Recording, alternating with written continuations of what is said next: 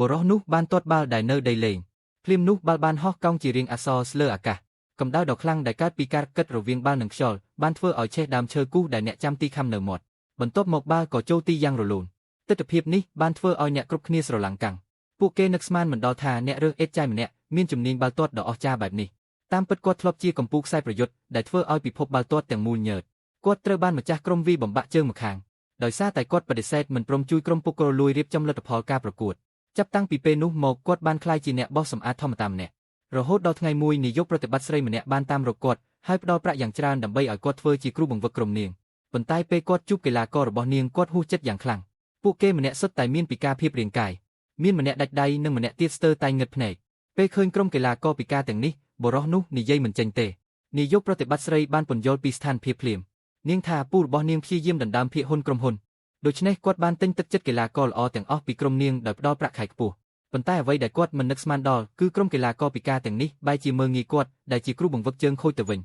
ញជាពិសេសគឺប្អូនប្រុសរបស់នាយកប្រតិបត្តិឈ្មោះយ៉ាគេថែមទាំងចំអកថាមនុស្សពិការជើងគ្មានសមត្ថភាពមកបង្រៀនបាល់ទាត់ពួកគេទេកីឡាករផ្សេងទៀតក៏ផ្ទុះសំណើចនាយកប្រតិបត្តិស្រីបានស្ដីបន្ទោសយ៉ាក់ភ្លាមហើយឲ្យគេសុំទោសប៉ុន្តែយ៉ាក់មិនខ្វល់ទេគេបែរខ្នងដើរចេញភ្លាមនោះបុរសនោះបានលើកជើងហើយទាត់បាល់នៅលើដីយ៉ាងខ្លាំងកម្លាំងកកិតរវាងបាល់និងខ្យល់បង្កើតកម្ដៅខ្លាំងរហូតដល់ឆេះបារីដែលយ៉ាក់កំពុងជក់គ្រប់គ្នានៅទីនោះតក់ស្លុតជាខ្លាំងទើបពួកគេដឹងថាអត្តសញ្ញាណរបស់បុរសជើងខូចនេះមិនធម្មតាទេយ៉ាក់ក៏ចាប់អារម្មណ៍យ៉ាងខ្លាំងចំពោះជំនាញបាល់ទាត់របស់គាត់គេក៏ប្រញាប់ដើរមកសុំទោសបុរសនោះភ្លាមគេសន្យាថានឹងគោរពតាមការហ្វឹកហាត់របស់គាត់ចាប់ពីពេលនេះទៅនាយកប្រតិបត្តិស្រីបានណែនាំអត្តសញ្ញាណរបស់បុរសនោះជាផ្លូវការពេលដឹងថាគាត់ជាគ្រូបង្វឹកលំដាប់កម្ពុជាក្នុងរឿងព្រេងកូនក្រុមទាំងអស់ក៏ស្ម័គ្រចិត្តទទួលការណែនាំបុរសនោះបានរៀបចំផែនការហ្វឹកហាត់យ៉ាងឆាប់រហ័សប៉ុន្តែវិធីហ្វឹកហាត់របស់គាត់គឺប្លែកពីមួយទៅមួយដំបូងគាត់បានយកកង្ហារឧស្សាហកម្មដ៏ធំមួយមកបន្ទាប់មកគាត់ឲ្យកីឡាករម្នាក់កាន់ធុងមីកញ្ចក់គាត់តម្រូវឲ្យពួកគេញ៉ាំមីក្រោមកម្លាំងខ្យល់បក់ខ្លាំង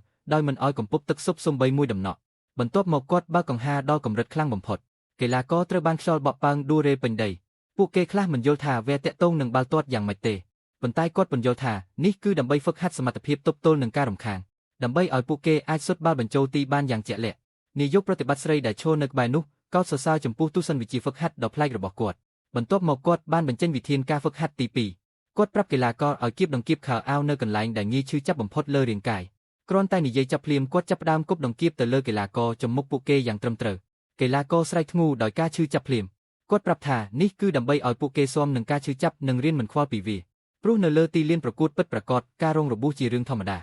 បន្ទាប់មកគាត់បញ្ជាឲ្យគ្រប់គ្នាលោតកង្កែបនៅចុងបញ្ចប់នៃថ្ងៃកីឡាករទាំងអស់កម្លាំងនិងវេទនាយ៉ាងខ្លាំងស្រាប់តែពេលនោះពូរបស់នាយកប្រតិបត្តិស្រីបានលេចមុខមកគាត់បានចំអកឲ្យនាយកប្រតិបត្តិស្រីថាឈួតដែលជួជនពិការមកធ្វើជាគ្រូបង្វឹកនាយកប្រតិបត្តិស្រីបានដេញគាត់ឲ្យចេញភ្លាមប៉ុន្តែពូរបស់នាងបានដកកិច្ចព្រមព្រៀងភ្នាល់មួយមកវិញគាត់ថាបើក្រុមអន់របស់នាងអាចឡើងដល់វគ្គពាក់កណ្ដាលផ្ដាច់ព្រាត់នោះគាត់នឹងប្រគល់ភាគហ៊ុនក្រុមហ៊ុនទាំងអស់របស់គាត់ឲ្យនាងប៉ុន្តែបើពួកគេមិនអាចឡើងដល់ទេនាងត្រូវចាក់ចេញពីក្រុមហ៊ុនជារៀងរហូតនាយកប្រតិបត្តិស្រីគ្មានជំរើសក៏យល់ព្រមតាមការភ្នាល់នោះដោយមិនស្ទាក់ស្ទើរបន្ទាប់ពីពូរបស់នាងចេញទៅបុរសនោះធានាថានឹងមិនធ្វើឲ្យនាងខកបំណងឡើយចាប់ពីយប់នោះមកគាត់បានដឹកនាំកីឡាករហ្វឹកហាត់កាន់តែខ្លាំងក្លា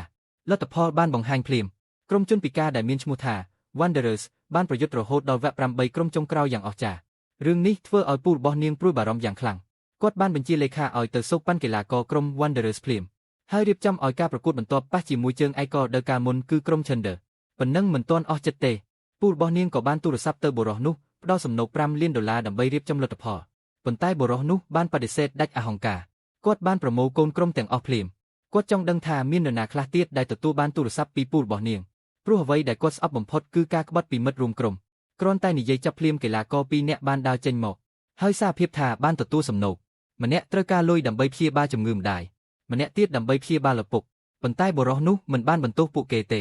ផ្ទុយទៅវិញគាត់ផ្ដល់ឱកាសឲ្យពួកគេកែខ្លួនពាក្យរបស់គាត់បានដុតបញ្ឆេះស្មារតីប្រយុទ្ធរបស់កីឡាករគ្រប់រូបពួកគេបដិញ្ញាថានឹងឈ្នះការប្រកួតដោយកិត្តិយសថ្ងៃបន្ទាប់ការប្រកួតវគ្គពាក់កណ្ដាលផ្ដាច់ព្រាត់បានចាប់ផ្ដើមជាផ្លូវការក្រុម Thunder បានចូលមកមុនអ្នកទស្សនាបានស្រែកហូយ៉ាងខ្លាំងក្លាប៉ុន្តែពេលក្រុម Wanderers ចូលមកពួកគេទទួលបានតែសម្លេងចំអកពីពេញកីឡាដ្ឋានគ្រប់គ្នារងចាំមើលពួកគេបរាជ័យអាជ្ញាកណ្ដាលផ្លុំកញ្ចែការប្រកួតក៏ចាប់ផ្ដើមតែត្រឹម20វិនាទីដំបូងយ៉ាក់បានទម្លុះខ្សែការពារហើយសុទ្ធចូលទីមុនពេលក្រុម Thunder អាចតាំងស្មារតីបានក្រុម Wanderers បានលេងយ៉ាងល្អម្ដងទៀតហើយសុទ្ធចូលពីគ្រាប់ទៀតយ៉ាងលឿនដល់ចប់តង់ទី1ក្រុម Wanderers បាននាំមុខក្រុម Thunder 3-0 ក្នុងពេលសម្រាប់ពូរបស់នាយកប្រតិបត្តិស្រីខឹងខ្លាំងណាស់គាត់បញ្ជាឲ្យក្រុម Thunder កម្ចាត់កីឡាករ Wanderers តាមគ្រប់មធ្យោបាយក្នុងតង់ទី2 តង់ទី2បានចាប់ផ្ដើមក្រុម Thunder បានបដូរយុទ្ធសាស្ត្រពួកគេចាប់ផ្ដើមវាយប្រហារកីឡាករ Wanderers យ៉ាងសាហាវគម្លាតពិន្ទុក៏រួមតូចមកត្រឹម2គ្រាប់វិញយ៉ាងលឿនបុរសនោះដើរចុះឡើងយ៉ាងអន្ទះសារនៅក្បែរតារាងគាត់តវ៉ាខ្លាំងទៅអាញាកណ្ដាលអំពីកំហុសទាំងនោះប៉ុន្តែអាញាកណ្ដាលធ្វើមិនដឹងមិនណែក្រោមការវាយប្រហាររឹតឈប់ឈររបស់ Thunder ក្រុម Wanderers ត្រូវបានគេនាំមុខវិញឃើញជ័យជំនះរបូតពីដៃកីឡាករ Wanderers ទប់កំហឹងលែងជាប់កីឡាករទាំងសងខាងចាប់ផ្ដើមវាយតប់គ្នាភ្លាមយ៉ាក់ថែមទាំងត្រូវគេទាត់ចំជង្គង់ទៀតផងធ្វើឲ្យក្រុម Wanderers បាត់បង់កីឡាករម្នាក់អាញាកណ្ដាលបានដើរទៅរកនាយកប្រតិបត្តិស្រីយ៉ាងលឿនគាត់ថាចំនួនកីឡាករមិនគ្រប់គ្រាន់តាមតម្រូវការទេតាមច្បាប់ក្រុម Wanderers ត្រូវចាញ់ដោយស្វ័យប្រវត្តិឯដំណឹងនេះពូរបស់នាងញឹមយ៉ាងពេញចិត្តប៉ុន្តែពេលអាញាកណ្ដាលហៀបនឹងប្រកាសថាក្រុម Thunder ឈ្នះបុរសនោះបានដើរចេញមកខាត់ហើយសុំចូលលេងជំនួសសម្រាប់ការប្រកួតដែលនៅសល់